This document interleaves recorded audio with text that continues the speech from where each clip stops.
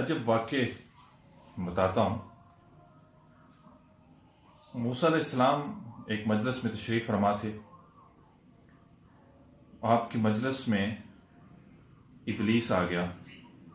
उसने मुख्तलिफ रंगों की टोपी पहनी हुई थी और वो रंग चमक रहे थे। तो जैसे आपकी मजलिस में दाखिल हुआ तो उसने अपनी टोपी उतार के रख दी और मूसा अलैहिस्सलाम के करीब हुआ।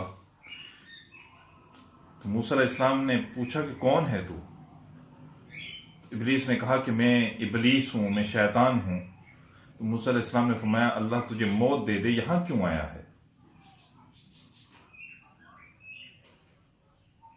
तो इबलीस ने कहा कि आपको अल्लाह ने बड़े ऊंचे मनसब पर फायज किया है, तो बस आपको देखने की गर्ज से आ गया।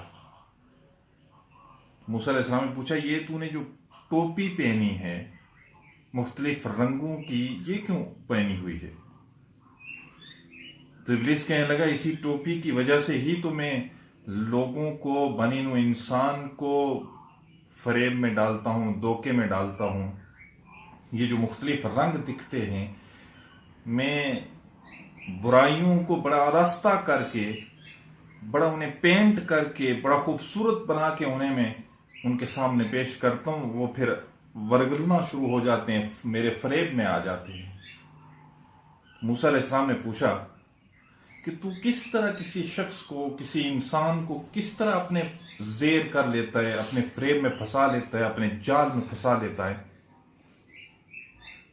तो इब्लीस ने जवाब दिया कि जिसके दिल में जरा सा तकब्बर आ जाए थोड़े अमल पर, और वो गुनाहों को भूल बैठे और अपने अमल पे अतराने लगे, वो तो मेरा साथी होता है, वो तो मेरा भाई होता है। और मैं 3 चीजों से खबरदार करता हूं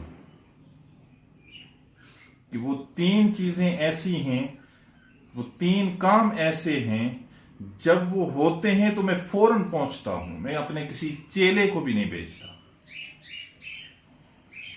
पहली चीज कि जब खलवत में, जब तन्हाई में अजनबी मर्द और अजनबी औरत इकट्ठे हों, तो मैं बहुत जल्दी पहुंचता हूं, उन्हें अपने फ्रेब में फंसाता हूं और फिर गुनाहों की तरफ रागब करता हूं।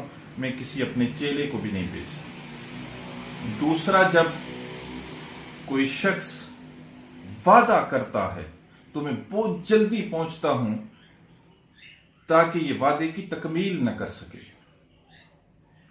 और तीसरा, जब किसी के पास सदकात और ज़कात की रकम जमा होती है तो मैं बहुत जल्दी पहुंचता हूं कि ये मुस्तहिक तक ना पहुंच सके, ये रकम मुस्तहिक तक ना पहुंच जाए।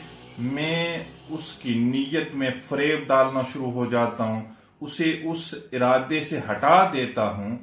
और फिर वहां से जब जाने लगा तो उसने कहा, अफसोस, मूसा को मैंने वो बातें बता दी जिनकी वजह से मैं बनी नो इंसान को वरगलाता था।